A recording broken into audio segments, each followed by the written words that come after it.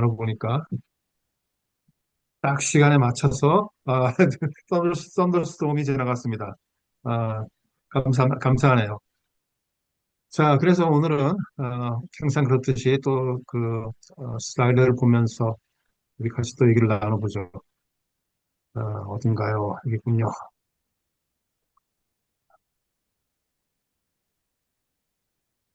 예, 보이시죠? 네. 예. 예. 이제 오늘이 일곱 번째인데요. 3장과 4장에서 그 안식에 대한 얘기를 오늘 커버하려고 합니다. 앞에 보이는 그 그림은 지난주에도 제가 그 보여드렸던 그 그림인데, 어, 오늘 얘기와 또 관계가 있기 때문에 제가 한번 더 써먹습니다. 그 일부분을 조금 더, 좀 더 이렇게 줌인 했습니다. 지난번에 말씀드렸던 것처럼, 여기가 이제 시내산이 이제 있는 동네인데요. 이게 사이나이 반도고, 시내산이 여기 있는데, 시내산에 머물다가, 이렇게 이제 올라갑니다. 그, 걸프를 따라서 올라가서, 여기 이제 가데스라는 동네에 도착을 합니다. 그래서 거기서 물로 하나님을 시험하는 얘기도 나오고, 그다음에 이제 가나안 땅으로 정탐을 보내는 그 12명을 보내는 그런 가 나오게 되죠. 민수기에 있는 얘기입니다. 그런데 이제 그 가나안 땅이 어디냐를 보시면은 제가 지금 여기 좀 지도에서 지금 여러분들이 얼마나 잘 보실지 깨끗하게 볼지 제가 잘 모르겠지만은 여기서부터가 이제 가나안 땅이죠. 이 북쪽으로 이제 가나안 땅이 이렇게 쭉 이어져 갑니다. 여기 지금 보이는 곳이 사해고 사해가 옆에 있고 그 사해강을 따라서 가나안 땅에 이렇게 올라갑니다. 제가 여기서 보여드리고 싶은 건 뭐냐면 이 사진을 다시 한번 보여드리는 이유는 뭐냐면은 이스라엘 사람들이 가나안 땅에 얼마나 가까이 왔는가를 보여드리려고 그래요. 그래서 여기서 이제 그 스파이들을 보내서 갔다 오니까 이 사람들이 이제 방황을 시작합니다. 이 사람들이 이때 머무는 곳이 신광야라는 이 동네였습니다. 그래서 이 동네에서 오랫동안 머물다가 이제 여기 보이면 에돔 땅을 통해서 들어가려고 그러다가 그 왕이 허락을 안 해서 못 들어가고 이렇게 삥 돌아서 이렇게 해서 그 사해 북쪽에서 들어간 것이죠. 저거 보시면 아시겠지만은 이 사람들이 머물던 이 신광야라는 곳과 이, 이 가나안 땅은 지극히 가까웠습니다. 어느 정도냐면은 그야말로 한 5마일, 10마일 아니면 20마일 이 광야에서 어느 곳에 머무느냐에 따라 달랐겠지만은 가까운 곳은 5마일, 10마일밖에 안 됐어요. 불과 하루 가면 갈 수 있는 거리였습니다. 그런데 스파이들의 보고를 받고 이 사람들이 그 하루를 못 건너가고 삥 들어간 거를 38년을 들어간 거예요. 그래서 보시면 아시겠지만 저기 제가 빨갛게 표시를 해놨는데 여기에 브엘세바라는 동네가 있습니다. 이곳은 이제 여러분께서도 아시겠지만 그 아브라함과 이삭이 살던 그 동네였었죠. 그리고 하나님께서 야곱에게 이제 가뭄이 있을 때 애굽으로 내려가라라고 이렇게 말씀을 주셨던 그런 곳이기도 하죠. 또 그 바로 위에 보면은 이 헤브론이라는 곳이 있는데 그 헤브론이라는 곳은 다윗이 거기서 왕으로 기름 부음을 받은 데죠. 그래서 거기가 이스라엘의 옛 수도였습니다. 그러다가 이제 그 위에 거기서 7년 동안 수도로 있다가 그 위에 있는 예루살렘으로 이렇게 그 수도를 옮기게 되는 것이죠. 결국 보시면 그 불과 하루 사이를 건너가지 못하고 38년을 남부했던 것이죠.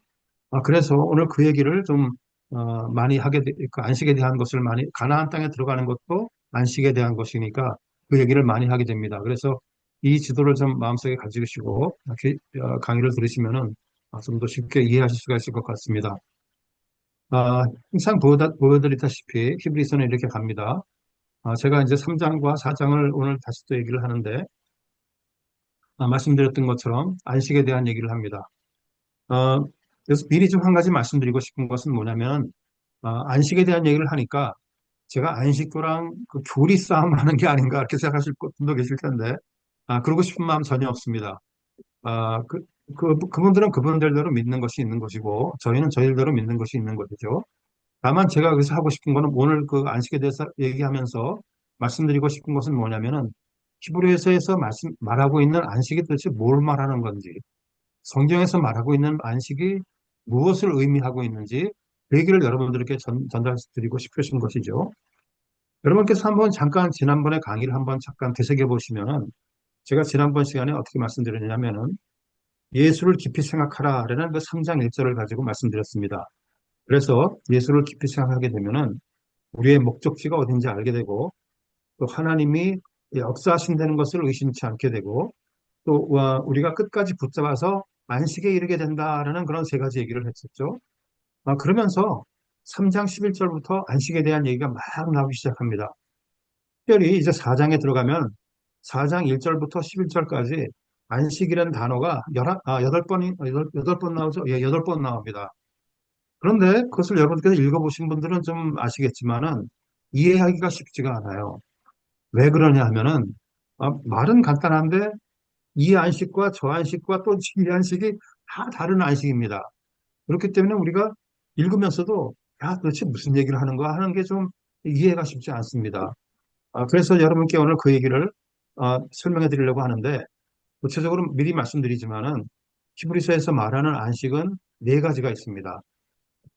우리가 보통 얘기하면은 우리는 하나나 두 개 정도 뭐 이렇게 얘기를 하는데 사실상 히브리서가 얘기하는 것은 네 개의 안식을 얘기하고 있는 것이죠. 거기에 대한 얘기를 하려고 합니다. 여러분께서 지금 한번 생각해 보세요. 여태까지 했던 얘기를 한번 되새겨 볼까요? 잠깐만 되새겨 볼까요? 우리가 히브리서 2장 1절에서 첫 번째 경고를 얘기했습니다. 말씀을 유념하라라는 것 가지고 첫 번째 경고를 얘기했죠. 그리고 바로 3장에 들어가자마자 두 번째 경고가 나옵니다. 그의 말씀을 듣거든 마음을 완고하게 하지 말라라는 얘기를 하게 됐죠. 그러면서 믿음으로 그것을 붙잡아서 그 하나님의 말씀을 붙잡아서 안식으로 나아가라라는 얘기를 3장과 4장에서 하고 있는 것입니다.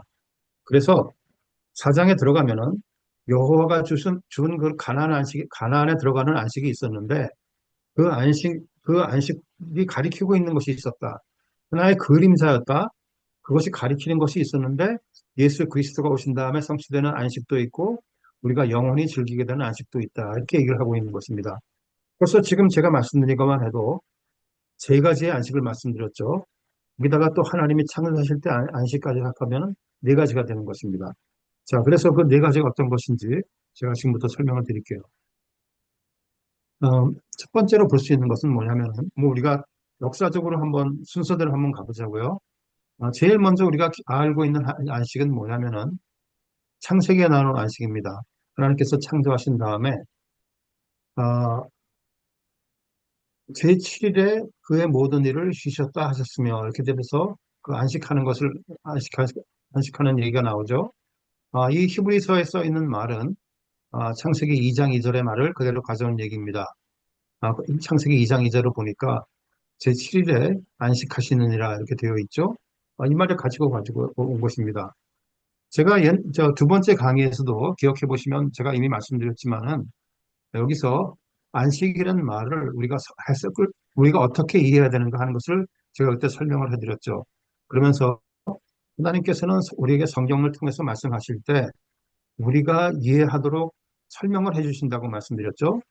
그래서 하나님께서는 우리가 이해하는 그런 컨셉트를 가지고 그런 의미로 우리한테 말을 해주신다고 말씀드렸습니다. 여기 지금 일곱째 날에 안식하라고 돼 있는데 하나님께서는 지시시는 하나님이 아니시죠. 뭐 전능하시고 무한하신 분께서 좀 창조를 하셨다고 지쳐서 쉬운다는 그런 의미는 당연히 아닌 것입니다. 여기서 이렇게 안식하셨다는 얘기는 뭐냐면은 지치지 않으시는 하나님이지만은 어, 창세기 1장에서 보시기에 좋았다라는 말처럼 하나님께서 만족하셨고 마치셨고 완성했다라고 제가 이미 설명을 해드렸죠. 제가 지난번에 이렇게 말씀을 드리면서 이렇게 하나님께서 우리가 이해할 수 있는 방법으로 말씀을 해주시는 것을 우리는 의인화라고 얘기를 한다. 제가 이렇게 말씀을 드렸습니다. 뭐 그거는 여러분께서 기억을 못 하셔도 됩니다. 다만은 중요한 것은 뭐냐 하면은 하나님께서 우리에게 사람들이 이해하는 말로 우리에게 말씀을 해주신다라는 것을 우리가 기억을 하면 된다는 것이죠. 그러면서 창세기에 이제 그렇게 안식에 되어 있는 것은 그저 그냥 십계명의 명령을 하는 것뿐이 아니라 앞으로 올 영원한 안식에 대해서도 말하고 있는 것이다라고 저희가 볼 수가 있다는 것입니다. 아니, 이제 이것은 제가 가면서 좀 더 설명을 좀 해드릴게요. 어, 제가 한동안 이런 적이 있었어요. 이제 제가 성경을 읽을 때, 이제 계시록 같은 데 가보니까, 우리가 이제 하늘나라에 가게 되면은, 그저 영원토록 우리는 할렐루야, 할렐루야, 할렐루야만 계속, 영원토록 계속 할 것이다. 이렇게 돼 있더라고요. 그러면서 제가 그때는, 제가 젊었을 때인데, 그때는 그 말을 읽으면서 어떻게 생각을 했냐면은, 야, 진짜 참 어떻게 매일같이 하루 종일 할렐루야, 할렐루야만 계속하고 있는가. 정말 재미 되게 없겠다. 그렇게 생각했었습니다. 이거를 이해를 못했던 것이죠. 뭐냐 하면은, 우리도 하늘나라 가게 되면은, 우리도 만족하게 되고, 우리도 만족하게 되고, 우리도 다 완성됐기 때문에 감사하게 된다는 것입니다. 그렇기 때문에 누가 시켜서 하는 것이 아니고, 우리가 해야 되기 때문에 하는 것이 아니고, 우리가 막상 하늘나라에 가게 되면은 누가 시키지 않아도 또 우리가 해야 되는 것 때문만이 아니라 우리 마음속에서 스스로 우러나와서 모든 것이 만족스럽고 감사하기 때문에 할렐루야, 할렐루야 나올 수밖에 없다는 것입니다. 그래서 그거를 영원히 할 수밖에 없는 그런 것이 바로 하늘나라구나라는 것을 저도 그때 가서 나중에야 깨달았습니다. 혹시 여러분들 가운데 저처럼 하늘나라에 가서 할렐루야를 영원히 하루 종일 하는 게, 야, 그거 참 힘들겠다. 나는 가기 싫어. 이렇게 생각하시는 분이 계시면, 그렇게 생각하지 마시기 바랍니다. 아, 두려워하지 마시기 바랍니다. 여러분들이 즐기면서, 할렐루야, 우리가 영원히 스스로 하게 된다는 것이, 이 포인트인 것이죠. 자, 그래서 우리가 안식 후에, 청소하신 다음에 이루어지는 그런, 제7일에 쉬는 그런 안식이 있었습니다. 또 다른 안식을 히브리서 또 얘기를 하는데요. 그것은 뭐냐면은, 가나안에 들어가는 안식을 또 얘기를 하기도 합니다. 히브리서 3장 17절, 18절, 19절을 보니까 이렇게 되어 있습니다. 그들의 시체가 광야에 엎드려진 범죄한 죄들에게가 아니냐. 그들이 믿지 아니함으로 능히 들어가지 못한 것이라. 이렇게 얘기를 합니다. 결국 무슨 얘기냐 하면은 이스라엘 사람들이 불신하여서 안식의 가나안 땅에 들어가지 못하게 됐다는 것입니다. 여기서 조금 좀 이렇게 설명을 좀 더 드려야 될 것이 뭐냐면은, 어떤 분들은, 여기서 보니까, 상당히 쓰여지는 언어가 굉장히 스트롱합니다. 여기 보시면은, 지체가 광야에 엎드러진 범죄한 자들, 이렇게 나오니까, 하나님께서 이 사람들을 심판하신 것으로 생각하시는 분도 있습니다.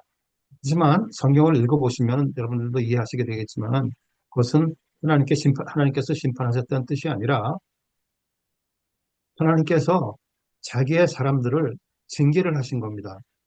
디시플린을 하신 겁니다. 훈육을 하신 겁니다. 어, 심판은 우리가 하나님과의 관계가 끊어지는 것이죠. 그렇지만 징계를 받고 하나님께서 훈육해 주시는 것은 그 관계가 끊어진 관계가 아닙니다. 그냥 하나님께서 그 불순종하는 이스라엘 사람들에게 경고하시고 징계를 하는 것이죠. 우리가 여기서 기억해야 될 것은 뭐냐면은 이스라엘 사람들의 가나안 땅에 들어가지 못한 것은 자기 자신들의 선택 때문에 되는 것이죠. 하나님께서 인도하셔서 바로 하룻길까지 갔습니다. 그리고 스파이도 가서 두 명은 들어가자라고 얘기를 했어요. 그런데 이 사람들이 스스로 그런 것을 거부를 한 것이죠. 그러면서 바로 하룻길을 놔두고 38년을 뺑뺑 도는 그런 결과를 만들어냈다는 것입니다. 여기서 이렇게 말을 이렇게 심하게 한 것은 시체가 광야에 들어가지 못한 범죄한 자들에게 아니냐라고 이렇게 좀 스트롱하게 얘기한 것은, 이 말이 나오게 된 것이 이제 그 시편 95편을 인용한 그런 글인데요.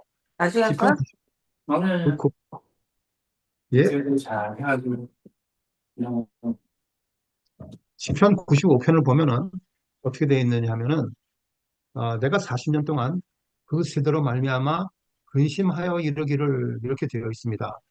그렇기 때문에 우리가 이 문장을 어떻게 이해를 해야 되냐면은, 이 시체가 광야에 엎드러진 범죄자들이라는 말을 하나님께서, 하나님께서 근심하셨다. 하나님께서 탄식하신다라는 것으로 우리가 이해할 수 있다는 것입니다. 만약에, 제가 이제, 저도 이제 평생 크리스천이었기 때문에, 저도 이제 오랫동안 설교들을, 말씀들을 많이 들어봤죠. 어떤 목사님들께서는 이것을 심판으로 해석하시는 분도 계십니다. 뭐 제가 이렇게 그분들의 말씀을 제가 틀렸다 그러는 것은 아니지만은 만약에 이것을 심판으로 해석하게 되면요 문제가 여러 가지가 생깁니다. 왜냐하면은 우선 이 사람들이 가나안 땅을 헤매기 시작하면서도 헤맸지만은 하나님께서는 계속 그 사람들을 이스라엘 사람들을 나의 백성이라고 계속 부르십니다. 또 그리고 그들을 계속 불기둥 구름 기둥으로 인도하십니다. 또 그리고 이 사람들은 가나안 땅에 들어가지 못했지만 그의 자녀들은 다 가나안 땅에 들어갈 수 있도록 해주셨습니다. 그리고 제가 지난번에 설명드린 것처럼 모세 같은 경우도 불순종하여서 가나안 땅에 들어가지 못했지만 그것이 하나님께서 징벌을 하신 것이죠. 그렇지만 신약에 가서 우리가 변화산상의 일을 얘기를 들어서 우리가 이미 알고 있지만 영적으로 가나안 땅에 들어간 것을 우리가 알고 있게 되는 것이죠. 그렇기 때문에 우리는 이것을 징벌로 봐야 됩니다. 아, 그리고 만약에 혹시 심판으로 보게 되면 어떤 제일 큰 문제는 뭐냐면은, 그렇게 되면은 유대 땅에서 출애굽한 것은 뭐가 되는가 하는 질문이 생길 수밖에 없는 것이죠. 그렇기 때문에 우리는 이것을 징벌로 보는 것이 맞습니다. 그래서, 그러면서 신명기 5장을 보면은 안식일을 뭐라고 하느냐 하면은 자유케 하셨음을 기억하는 날이다. 이렇게 얘기를 합니다. 또 히브리서 4장 2절을 보면은 어, 그 말씀이 그들에게 유익하지 못한 것은 듣는 자가 자기 믿음과 결부시키지 아니함이라 이렇게 되어 있습니다. 결국 무슨 소리냐면은 불순종하게 되면은 광야에서 38년을 헤매는 삶을 살게 된다는 것입니다.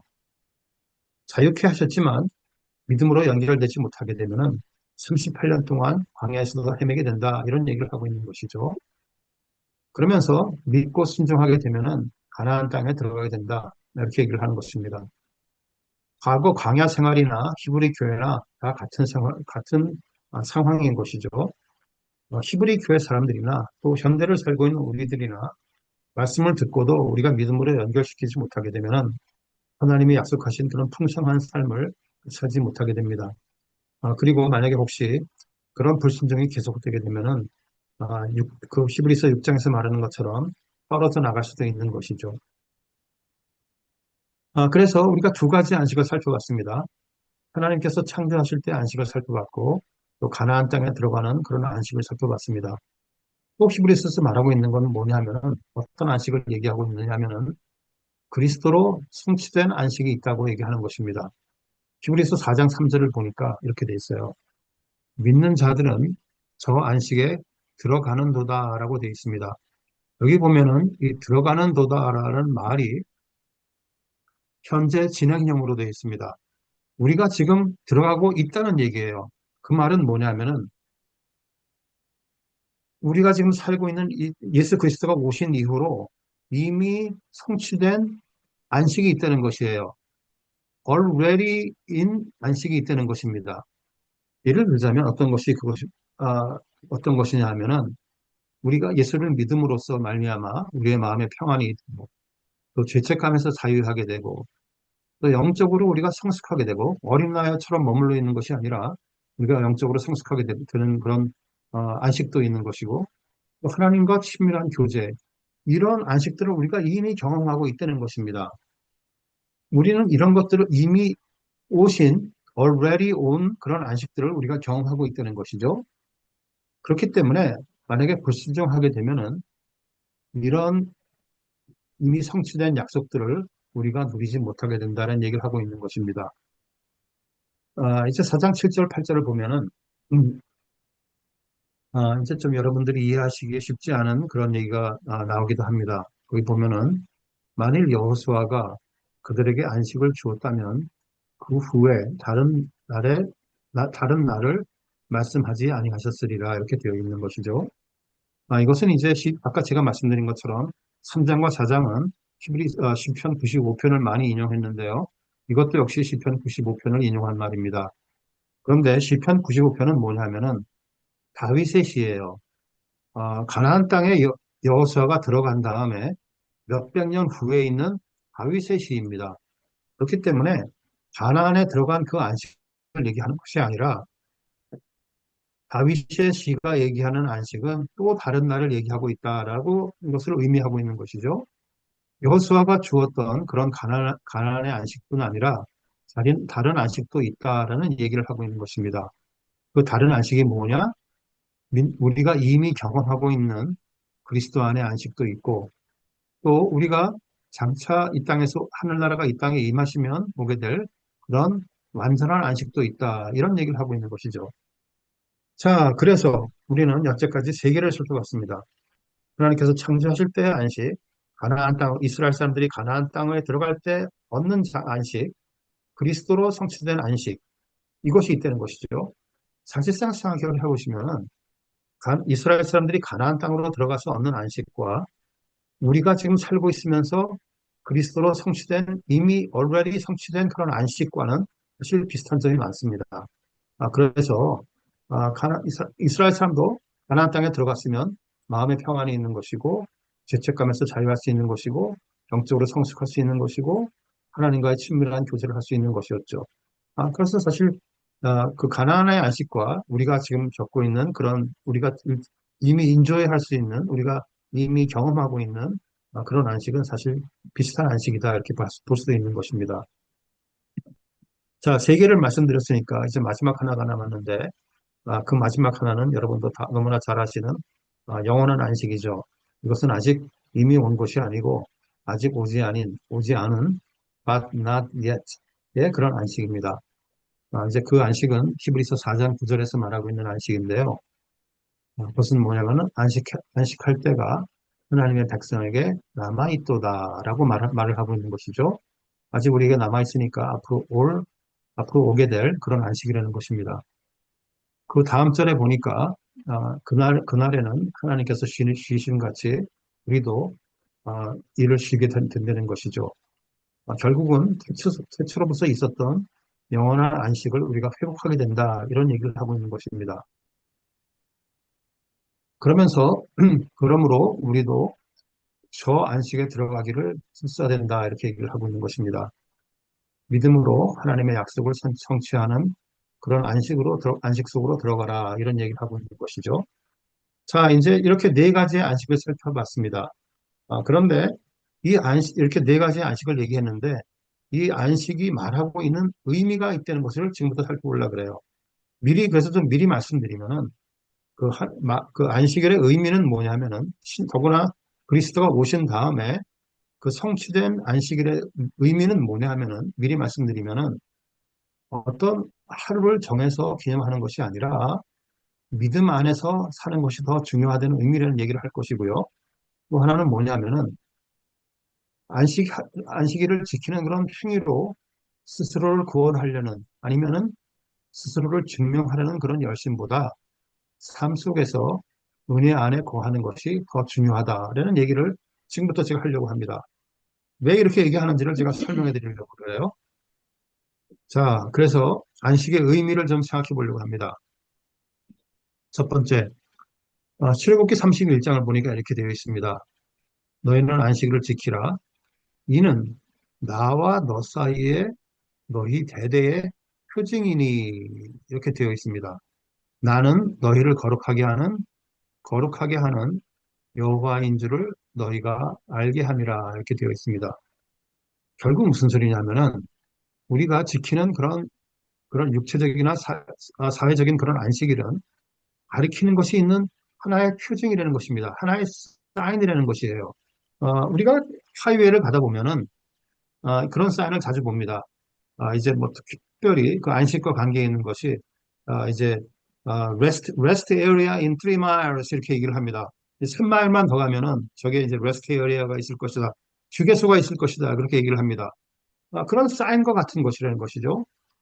그런데 그 사인이 얘기하고 있는 주기수라는 것이 신약에 와서는 바로 그리스도라는 그런 의미라는 것이죠.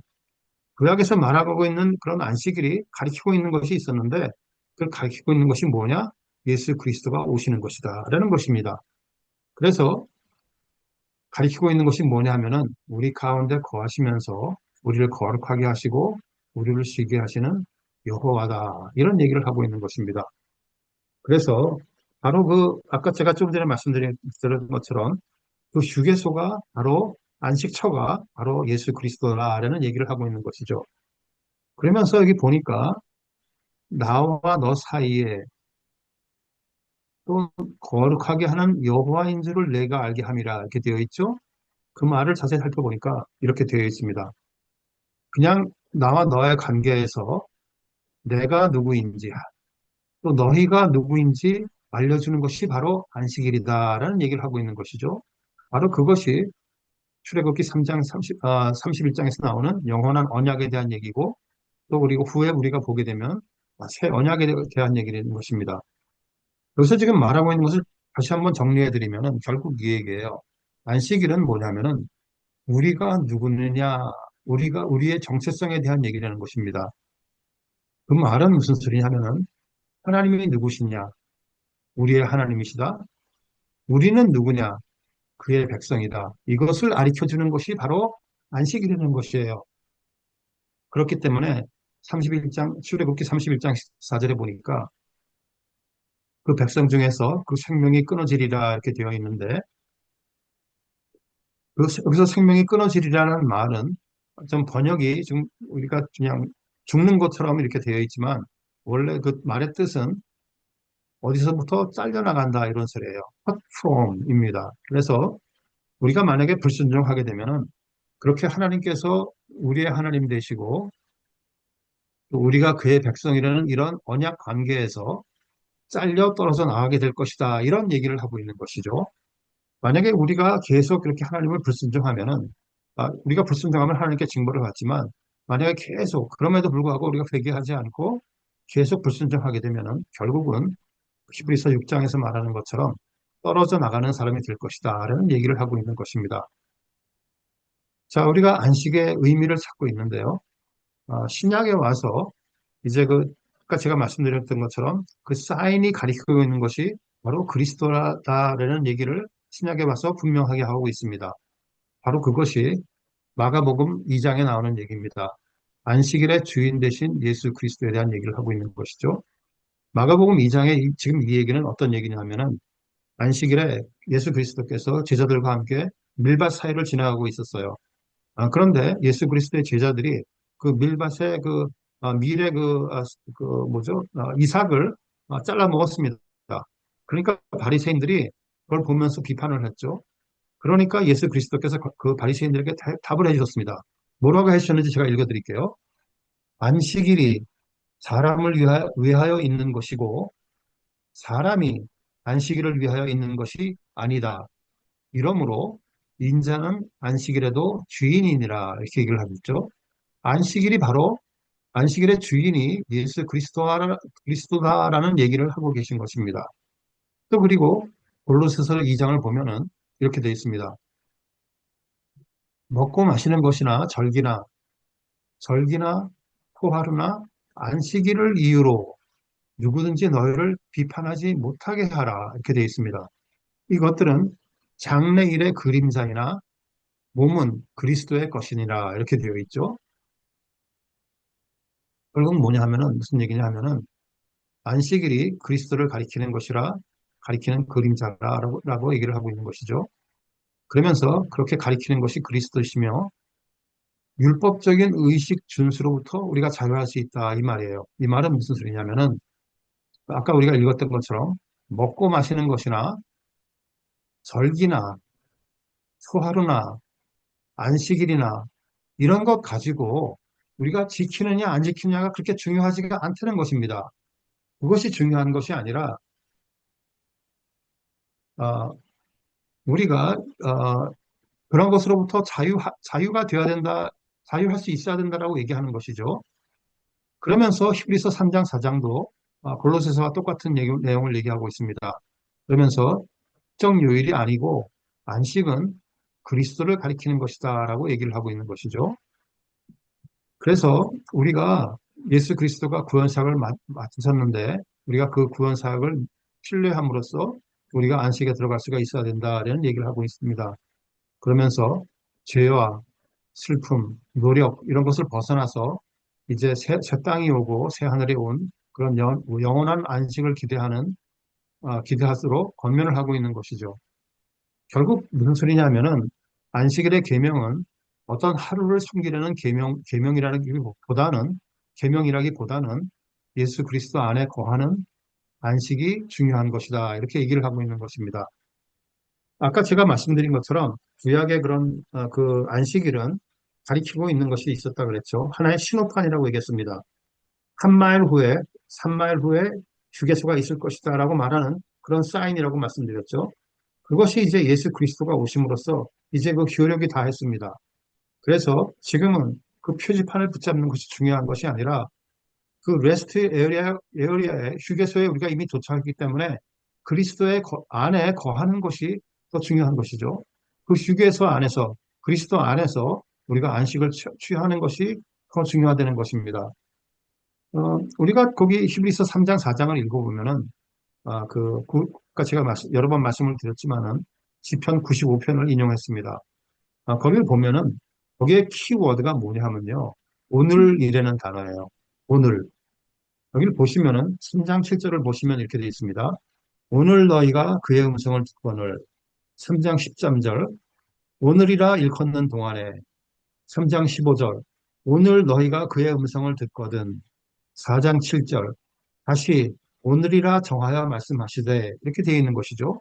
오늘이라는 것을 이렇게 강조하는 의미가 뭐냐 하면은 오늘 바로 우리가 지금 경험하고 있는 삶 속에서 그리스도의 음성을 듣게 되면은 그런을 따르는 삶을 살아라는 것이 중요하다는 것입니다. 그렇기 때문에 히브리서에서 말하고 있는 안식은 뭐냐면은 토요일이냐 일요일이냐 그것 가지고 따지는 것이 아니라 그리스도 안에 있느냐 아니면 없느냐 그것으로 결정된다는 것이죠. 그렇기 때문에 사실상 토요일이냐 일요일 가지고 따지는 것은 어떻게 보면은 성경 전체를 이해하지 못하는 그런 모습이라고 우리가 볼 수가 있는 것입니다. 조금 더 설명을 제가 더 해드릴게요. 우리는 첫째 날을 안식의 날로 삼습니다. 어, 왜 첫째 날인지는 아시죠? 왜냐하면 하나님께서 창조하실 때 낮과 밤을 창조하신 날이 첫째 날이기 때문에 첫날이 바로 주일의 주님의 날인 것이죠. 그래서 첫째 날인 것이죠. 우리는 그날을 우리가 안식으로 삼고 있습니다. 그날은 부활이 이루어진 날이고 성령 강림이 이루어진 날이고 교회 예배가 시작되었던 날이고 헌금을 드렸던 날이고 계시록을 보니까 주의 날이라고 불렸던 그런 날입니다. 바로 신약에 와서 새 창조가 시작된 그런 날인 것이죠. 그렇기 때문에 우리가 이것을 이해할 때는 어떻게 이해해야 되냐 하면은 이렇게 이해할 수가 있습니다. 우리가 구약 아래 샀을 때는 우리가 율법 아래 살았습니다. 그렇기 때문에 율법 아래 살았기 때문에 율법이 그렇게 되어 있다는 것이죠. 율법은 어떻게 되어 있냐면은 우리가 일하면은 나중에 지게 되어 있었습니다. 우리가 하나님께서 말씀하신 것을 우리가 지키고 그것을 순종하면은 그러면 우리에게 힘이 왔었습니다. 그런데 이제 율법이 완성된 신약에 와서는 무슨 소리냐면은 우리가 복음이 우리에게 왔다는 것이죠. 복음이 왔기 때문에 우리는 먼저 쉼을 누리고 예수 그리스도 안에서 쉼을 누리고 그 힘으로 나머지 일주일을 살 수가 있다는 것입니다.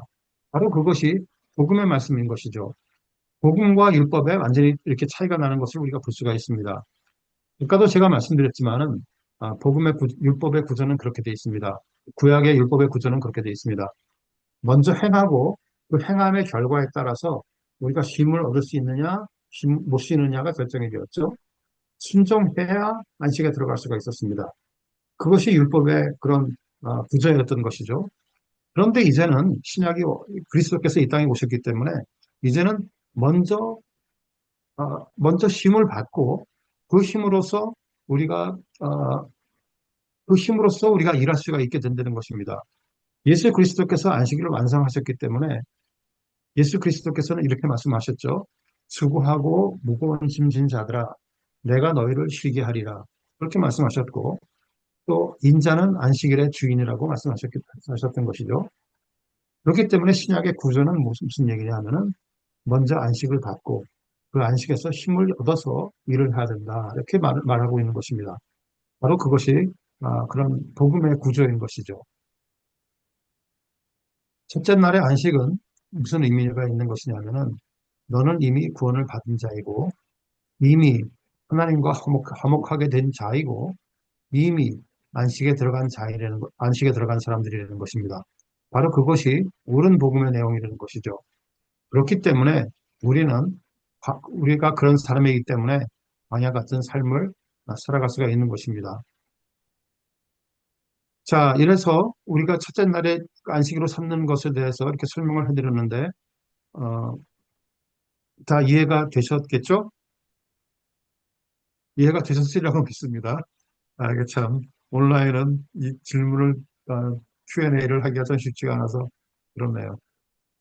혹시 만약에 여기에 대해서 혹시 질문 있으시면 언제든지 저한테 알려주시면 제가 답변하도록 노력하겠습니다. 한 가지 여기서 그 안식에 대한 얘기를 하니까 약간 좀 우리가 살고 있는 삶을 좀 생각해 봐야 될 것 같아요. 우리가 살고 있는 삶을 생각해 보면은 사실상 광야 생활처럼 쉼도 없고 우리 스스로를 증명해야 되는 그런 것의 연속입니다. 아, 제가 제 삶을 한번 생각해 봤어요. 다른 사람 생각할 것도 없이 제 자신을 생각해 봤습니다. 그러니까 참 얼마나 피곤한 삶이었는지 힘든 삶이었는지 제가 알 수 있겠더라고요. 제가 제 자신의 예를 들어보면은 제가 중고등학교 때 학교를 다녔죠. 제가 얼마나 잘나고 얼마나 똑똑한 사람이었는지 증명하려고 끊임없이 노력했습니다. 얼마나 공부를 잘했는지 아니면 얼마나 공부를 못했는지 좋은 학교를 갔는지 나쁜 학교를 갔는지 증명하려고 저 자신을 남들에게 보여주려고 아니면 저 자신을 증명하려고 끊임없이 노력을 했습니다. 고등학교가 끝나면서 그것이 끝나는 줄 알았어요. 그랬더니 끝난 게 아니더라고요. 그 다음에 보니까 청년 시절이 왔습니다. 청년 시절을 되새겨 보니까 내가 얼마나 멋진 남자인지 증명하려고 계속 또 노력을 했더라고요.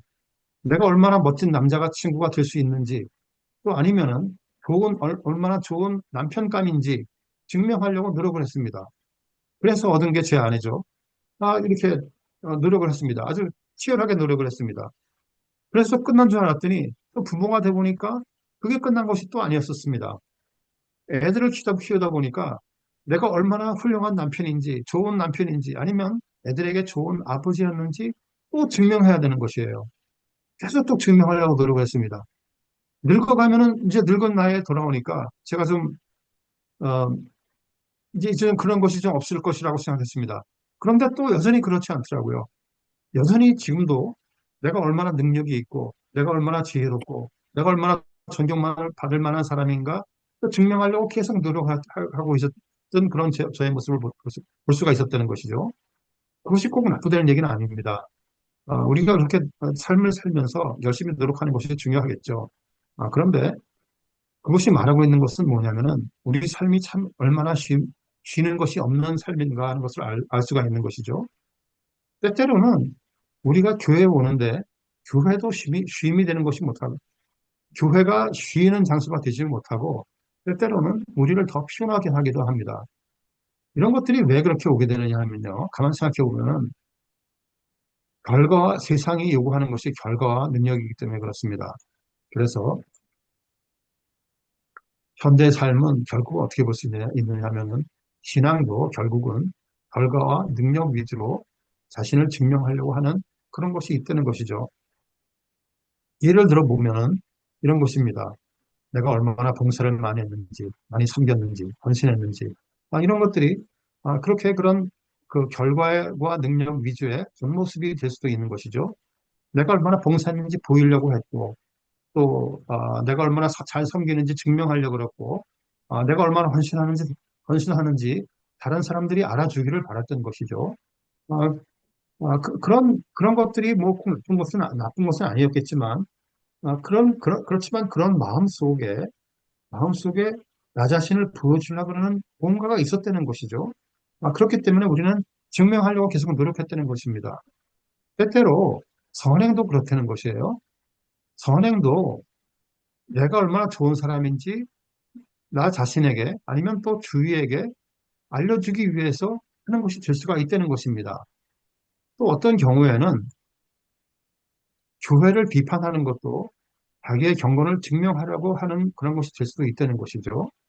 나는 이런 문제를 내가 이렇게 볼 수 있을 만큼 영적으로 깨우쳤어. 라고 이렇게 얘기하는 것이 그런 의미도 있는 것이 될 수가 있고, 나는 저 사람보다 더 분별력이 있어. 라고 얘기할 수도 있는 것이죠. 이렇게 보니까, 이런 세 가지 예를 보니까, 내가 더 얼마나 헌신했고, 내가 더 깨끗하고, 내가 더 영적이야. 이렇게 말하는 것과 사실상 다른 것이 없는 것이죠.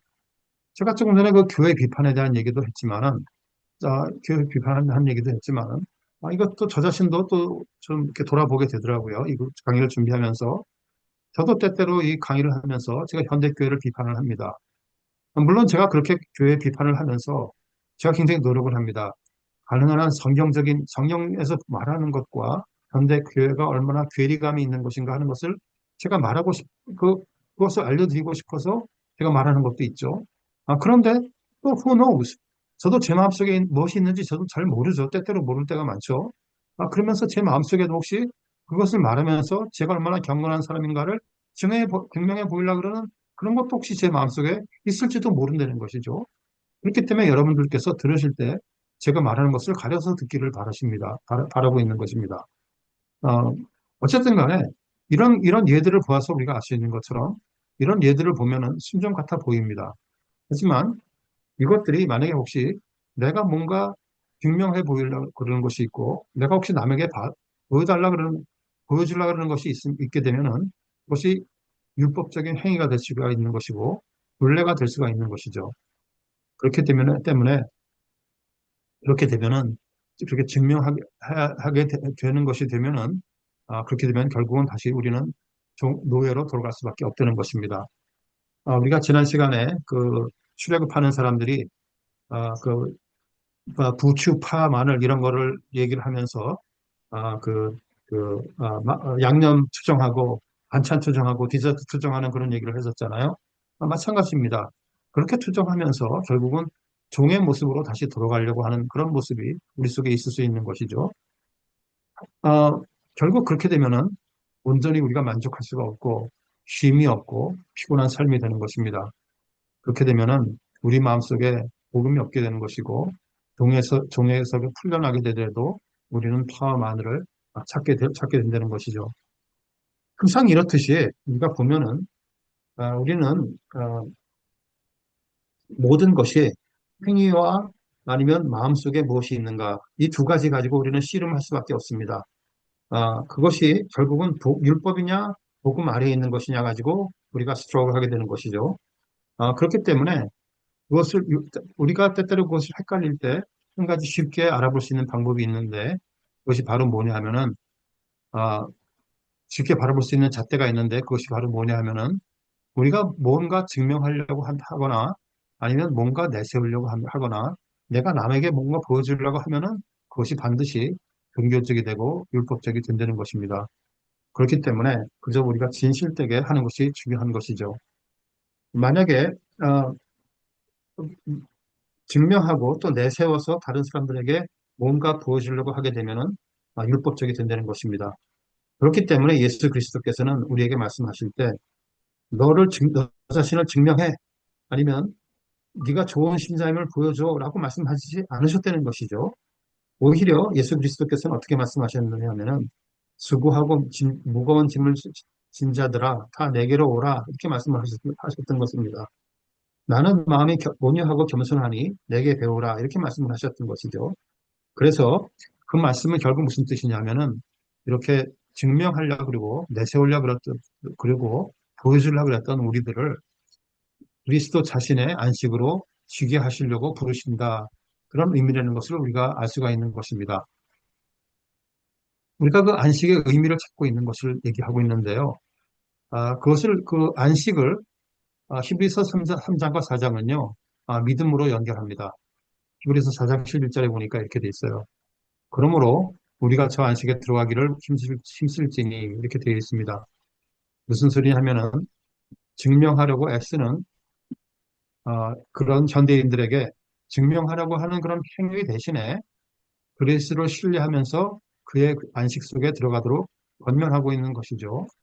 아, 그 바로 밑에다가 제가 좀 샤킹한 얘기를 써놨는데, 이건 어떤 신학자가, 제가 누가 이렇게 말을 하는지는 제가 기억을 못해요.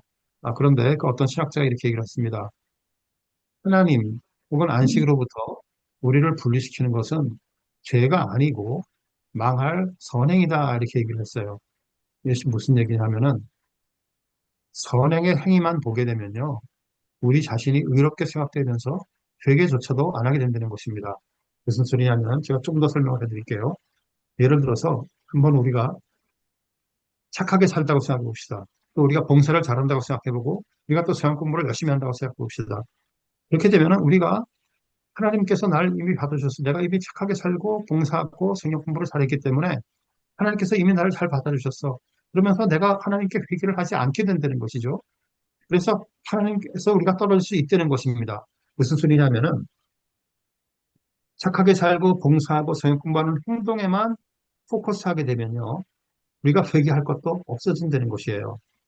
그런데 그렇게 착하게 살고 봉사하고 성경 공부하는 마음 속에 만약에 그 동기가 진정으로 하나님을 알고 싶어 하고 또 그를 닮기 위해서 하는 것이 아니고 그렇게 하는 착하게 살고 봉사하고 성경 공부하는 속에 나를 드러내고 나를 증명하고 싶어 한다는 그런 숨은 동기가 있다고 한다면은 그것을 우리가 회개해야 되는데 이렇게 행위로만 집중해서 하다 보니까 그것을 회개하지 않게 된다는 것이죠. 그렇게 되기 때문에 우리가 하나님 앞으로부터 도리어 선행 때문에 우리가 도리어 하나님으로부터 멀어질 수 있다고 얘기하는 것입니다. 좀, 좀 이렇게 말이 이렇게 쉽지는 않습니다. 좀 어려운 얘기인데 결국 얘기하는 것은 뭐냐면은 악한 죄가 우리를 하나님께로부터 멀어지게 하는 것이 아니라 우리가 선행해내는 그런 행위만 집중하게 되면은 그 마음속에 있는 동기가 뭔지를 우리가 미스하게 되면은 선행 행위만 보게 되면은 차라리 그 선행이 우리를 하나님께로부터 멀어지게 한다라고 얘기를 하고 있는 것이죠. 그렇기 때문에 여기서 지금 이 얘기를 좀 더 발전시키면은 뭐 어떻게 되냐면은 안식의 진정한 안식에 이르려면요. 우리 가슴 속에 있는 마음의 생각과 뜻을 하나님 눈앞에 드러내야 된다는 것이죠. 우리가 행위만 회개하는 것으로 그치게 된다면요. 내 마음속에 숨어있는 그 자기의 내가 스스로 나를 구원할 수 있다는 자기 정당화, 스스로 의롭게 한다는 마음을 건드리지 못하게 된다는 것입니다. 그렇게 되면은 우리는 sense of omission이라는 것을 범하게 된다는 것이에요. 뭐냐면은 내 숨어있는 그런 그 동기를 빠뜨리게 되는 범죄를 우리가 죄를 범하게 된다는 것이죠.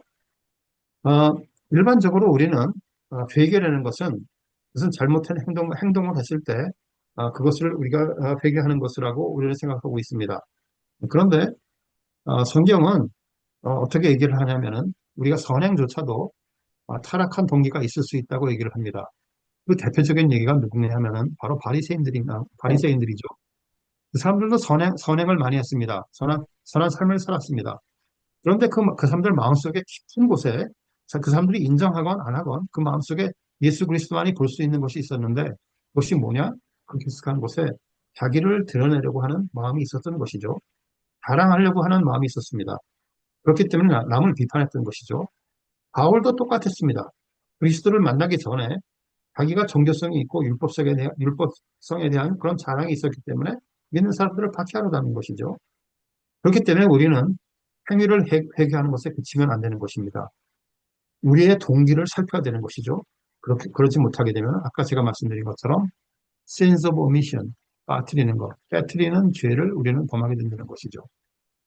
자, 그래서 안식과 제가 바로 어, 조금 전에가 아니라 지금 그 안식 그렇기 때문에 히브리서에서는 안식의 얘기를 한 다음에 갑자기 좀 뜬금없이 갑자기 4장 12절 13절이 갑자기 튀어나옵니다. 사실상 컨텍스트 보면은 야, 이게 진짜 이렇게 뜬금없이 이 말이 튀어나오는가라고 생각할 수 있을 정도로 튀어나옵니다. 12절 13절에 이렇게 얘기합니다. 안식에 대한 얘기를 하다가 갑자기 하나님의 말씀은 살아있고 활력이 있어서 좌우의 낯선 어떤 곳마다도 예리하고 쭉 넘어가서 하나님의 눈앞에 만물이 벗은 것처럼 드러나느니라라고 얘기를 하고 있는 것이죠. 4장 1절부터 11절까지는 안식에 들어가려면 불신에 빠지지 말라 그렇게 권면을 하고 있는데 갑자기 12절, 13절 들어가면서 하나님은 우리의 숨은 불신종과 불신을 알아볼 수가 있다는 것입니다. 우리 가장 깊은 곳에 있는 우리 자신들도 때로는 모르는 그런 생각과 동기를 하나님께서 보실 수가 있다는 것이에요. 그래서 우리는 하나님 앞에 숨길 수 없고 결국은 안식에 우리가 이르느냐 못 이르느냐 하는 책임은 우리 각자들에게 있다는 것을 우리에게 알려주고 있는 것이죠. 그렇기 때문에 이 4장 12절, 13절이 갑자기 이렇게 튀어나왔다고 우리에게 이렇게 갑자기 좀 강력하게 말씀을 하고 계시는 것이죠. 우리가 좀 전에 읽었지만은 13절에 보니까 하나님의 눈앞에 만물이 벗은 것처럼 드러나니라 이렇게 말을 하고 있습니다. 제가 이미 지난번에도 말씀드렸지만 죄를 모르던 이것은 그 아담과 이브 얘기죠. 아담과 이브가 자신이 죄가 들어오기 전에는 자신이 누구인지 알았기 때문에 부끄러움이 없었습니다. 그렇기 때문에 벌거벗은 것 같이 다녀도 어, 전혀 부끄러운 것이 없었던 것이죠. 그렇기 때문에 여기서 알 수 있는 것은 뭐냐면은 우리가 영적으로 벌거벗지 않고는 안식에 들어갈 수가 없다는 것을 우리가 알 수가 있습니다. 죄가 들어오고 아담과 이브가 그랬던 것처럼 죄가 들어오고 하나님과 멀어지게 되면 뭔가 불편하고 우리는 자꾸만 가리려고 뭔가 시작하게 됩니다. 내가 좋은 사람이라고 알려주기를 바라고 내가 나 자신을 증명해줄 어떤 것들을 필요하게 된다는 것이죠. 무슨 소리냐면은 환경이 중요하게 된다는 것입니다. 온갖 나를 커버해 주려고 하는 그런 환경이 필요한 것이죠. 그러니까 제가 선행의 예를 들었으니까 선행의 얘기를 계속 말씀드리면은 내가 선행으로 사람들에게 보여주고 또 주위 사람들에게 인정받는 그런 환경이 내게 필요하게 된다는 것이죠. 그렇기 때문에 우리는 환경을 바꾸려고 노력하게 되고 스스로 구원하려고 하게 된다는 것입니다. 그렇게 되면 하나님께 스스로 구원할 수 없는 것을 우리가 알게 되고 하나님으로부터 우리가 오히려 멀어지게 된다는 얘기를 하고 있는 것이죠. 그래서 우리는 아무리 가리려고 애써봐도 스스로를 증명해 보려고 해도 전부 무화과 나뭇잎에 그치지 않는다는 것입니다. 아담과 이브가 둘렀던 창세기 3장 7장에 나오는 그런 쓸모없는 나뭇잎을 걸쳐봐야 우리에게는 진정 그런 것을 드러내봐야 우리는 그런 것들을 털어내야 우리에게 진정한 안식이 있다라는 얘기를 하고 있는 것이죠. 여기서 한 가지 중요한 것은 뭐냐면요. 이 히브리서 4장 13절에 눈앞에 하나님의 눈앞에라는 말입니다. 하나님의 눈앞에. 어, 하나님은 보시고요. 우리는 보지 못한다는 얘기입니다. 간단하게 얘기하면 바로 그 얘기예요. 때로 보지 못합니다. 항상 볼 수 있는 것은 아닙니다. 심지어는 우리 마음속에 아까 제가 말씀드린 것처럼 저 자신의 마음속에 무엇이 있는지 진짜 동기가 뭔지 저 자신도 모를 때가 많다는 것이죠. 그것은 어떻게 우리가 성경도 그렇게 얘기를 합니다. 바울이 그렇게 얘기를 합니다. 제가 여기다가 고린도전서 4장 3절 4절을 써놨는데요. 제가 읽어드릴게요. 이렇게 돼 있습니다. 나도 나를 판단하지 아니하노니 내가 자책할 아무것도 깨닫지 못하나 이로 말미암아 의롭다함을 얻지 못하노라. 다만 나를 심판하실 이는 주신이라 이렇게 되어 있습니다. 무슨 소리냐면은 내가 나 자신을 들여다봐도 잘못된 것을 찾지 못하겠어. 그런데 그렇다고 내가 의롭다고 하는 것은 아니야. 오직 주님만이 아셔. 이 얘기를 하고 있는 것이죠. 마찬가지입니다. 바울도 그랬고 우리도 그랬고 우리 자신 속에 진정으로 들여다보기가 쉽지 않습니다. 때때로 불가능했습니다. 이렇게 알기가 힘들기 때문에 하나님 앞에서 진정으로 우리가 스스로를 벗어내는 그런 연습할 필요가 있다는 것이죠. 바울처럼 자기 스스로 내면을 들여다보는 그런 연습을 해야 됩니다. 내가 진실로 추구하는 것이 무엇인지, 나의 죄성이 무엇인지, 아, 나의 그런 겉으로 드러나는 그런 겉모습과 깊은 곳에 숨겨진 나의 진실된 모습이 어떻게 다른지 이런 것들을 들여다볼 수 있는 연습을 해야 된다는 것이죠. 성경에 그런 연습을 딱 알려주는 딱 단어 하나가 있습니다. 기가 막힌 단어가 하나 있습니다. 그게 뭘까요? 혹시 아시는지 모르겠지만 그 단어가 바로 묵상입니다. 묵상. 자기 자신을 들여다보는 그것이 바로 묵상인 것이죠. 그래서 우리는 종종 묵상을 통해서 물론 하나님의 말씀이 어떤 것이다를 이해하기 위해서 묵상을 하는 것도 중요하지만 내 자신의 진정한 내 속에 있는 것이 어떤 것인가를 들여다보는 그런 묵상하는 시간이 우리에게 필요하다는 것입니다. 아까 제가 지금 우리가 히브리서에서 안식에 대한 얘기를 하고 있는데 히브리서에서 왜 이렇게 안식을 얘기를 많이 하는가 하면은 결국은 믿음에 대한 얘기를 하기 위해서 안식에 대한 얘기를 많이 합니다.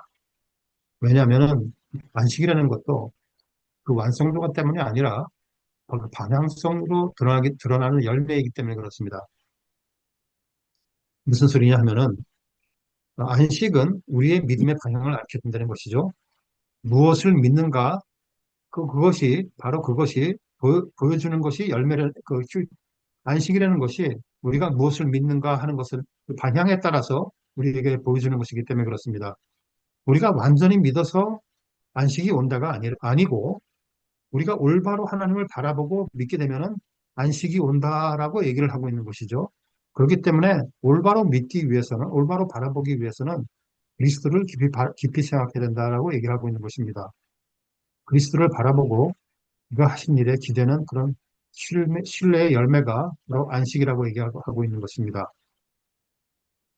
성경적인 안식은 그리스도께서 나를 붙드신다는 그런 신뢰가 있기 때문에 쉬는 것입니다. 그렇기 때문에 본질적인 질문은 뭐냐면은 내가 어디서 안식을 얻고 있는가? 그리스도에게서 안식을 얻고 있는가? 아니면 다른 것에게서 안식을 얻고 있는가 하는 것이 본질적인 질문인 것이죠. 자, 그런데 아까 제가 말씀드린 것처럼 히브리서에서 안식을 말하는 것은 그것이 믿음으로 연결되기 때문에 더욱더 중요하게 됩니다. 음, 그것을 우리가 잘 볼 수 있는 그 성경 구절이 어디 있냐면은 마가복음에 있습니다. 9장에 보니까 어떤 그 미친 아이의 귀신 들린 아이가 나오죠. 귀신 들린 아이가 나오고 그 아버지 얘기가 나옵니다. 그러면서 아버지가 예수 그리스도가 이렇게 지나가니까 그 예수 그리스도께 소리를 지릅니다. 그러면서 뭐라고 질르냐 하면은 내가 믿나이다. 나의 믿음 없는 것을 도와주소서라고 소리를 지릅니다. 보시면 내가 믿는다라고 얘기를 합니다. 그런데 나의 믿음이 없습니다라고 얘기를 합니다. 무슨 소리냐면은 이 얘기예요. 귀신 들린 아이의 아버지도 완전히 믿는 것은 아닙니다. 그런데 그리스도를 바라보는 믿음이 있다는 것입니다. 자기 자신이 믿음이 부족하다는 것을 고백하고 있죠. 고백하고 있습니다. 바로 이렇게 하는 것이 제자들의 정상적인 모습이라는 것입니다. 성경적인 믿음이라는 것은요, 의심이 없다는 것이 아닙니다. 음, 아브라함도 너에게 아들이 있을 것이다 말하는 하나님께서 말씀하시는데, 그렇게 말씀하시니까 엎드려서 웃었습니다. 믿었지만 웃었어요. 그렇게 될 리가 없습니다라고 속으로 생각하고 있었던 것이죠. 다윗도 제가 여기 시편 13장을 써놨지만 뭐 시편 어디를 봐도 마찬가지 얘기죠. 하나님 나를 잊으셨습니까? 라고 부르짖습니다. 도대체 원수가 언제까지 나를 쫓아다닙니까? 라고 울부짖습니다. 믿는 것이 아니고 하나님께 의지해서 하나님께 하나님께 구하고 있는 것이죠. 베드로도 바람을 보고 무서워서 물에 빠지면서 살려달라고 울부짖습니다. 아이의 아버지도 마찬가지입니다. 믿지만 부족하오니 나의 약함을 도와주셔서라고 얘기를 합니다. 완항하는 그런 불신이 아니고 우리의 연약함에서 오는 부족한 믿음에 대해서 얘기를 하고 있는 것입니다. 아이의 아버지가 가지고 있는 믿음은 무엇이냐면은 아이를 고칠 수 있는 분이 예수 그리스도뿐이라는 것을 고백하고 있는 그런 믿음의 고백인 것이죠. 바로 이것이 믿음인 것입니다. 우리가 때때로 믿음을 얘기하면은 50% 믿느냐, 80% 믿느냐, 100% 믿느냐, 뭐 이런 얘기를 하고 있는데 그렇지 않습니다. 성경에서 말하고 있는 믿음은 그렇게 양으로 따지는 그런 믿음이 아니고 우리가 완전히 때떠들어 완전히 믿지 못하지만 내 의지로 두려움을 극복할 수가 없기 때문에 그리스도에게 기대는 믿음이 바로 진실된 믿음이라는 것이죠. 구하는 고백이 진짜 믿음이라는 것입니다. 그리스도를 향한 진실된 믿음이라는 것이죠. 그래서 예수 그리스도께서는 믿음이 강해진 다음에 되돌아와 이렇게 얘기하지 않습니다. 혹은 아니면 의심을 다 거두고 돌아와 이렇게 얘기하지 않으십니다. 그렇게 얘기하지 않으셨고 이렇게 아기를 고칠 수 있는 믿지만 부족하오니 나의 약함을 도와주소서라고 얘기하는 이 아이의 아버지의 그 믿음을 보시고 그, 불완전한 믿음을 보시고 답을 해주신 것이죠. 자, 제가 여러 번 말씀드린 것처럼 음, 믿음은 얼마나 많이 믿느냐 적게 믿느냐 가지고 판단되는 것이 아닙니다. 누구를 믿느냐 우리가 믿고 있는 방향이 어딘가 가지고 판단이 되는 것이죠. 귀신 들린 아버지처럼 아, 그리스도를 바라보면서 하나님, 내가 당신을 진심으로 믿기를 원합니다. 그런데 지금 스트로크를 하고 있습니다. 라고 고백하는 것이 진실된 믿음이라는 것입니다. 그것이 눈물로 간구하는 것이 믿음인 것이죠. 여러 번 말씀드리지만은 성경적인 믿음이라는 것은요, 양이 아닙니다. 100%냐, 80%냐, 50%냐가 아니고 어디를 바라보느냐가 믿음인 것이죠. 그리스도를 바라보고 그에게 간구하면 믿는 것입니다.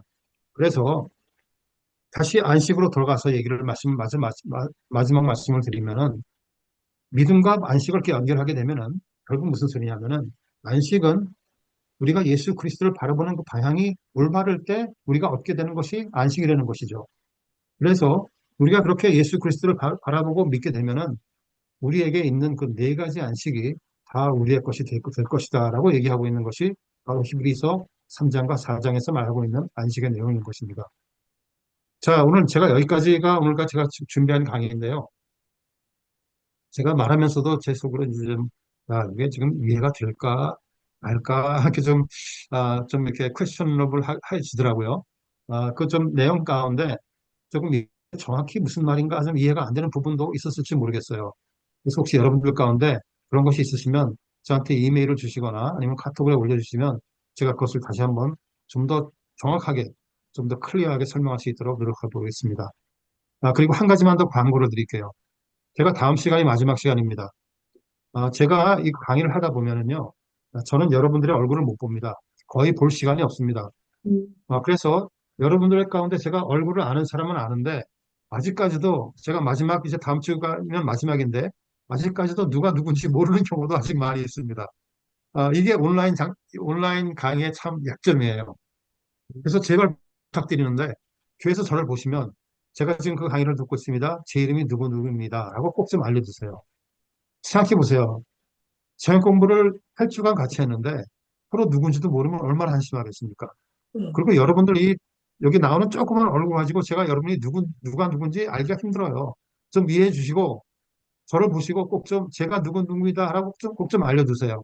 그래야 우리가 그리스도 안에서 하나 되는 형제 자매들인데 최소한도 얼굴은 알고 저, 저분이 누구냐 하고 알고 우리 형제 자매로서 살아갈 수 있는 거 아니에요? 그래서 좀 부탁드리겠습니다. 저한테 그냥 이렇게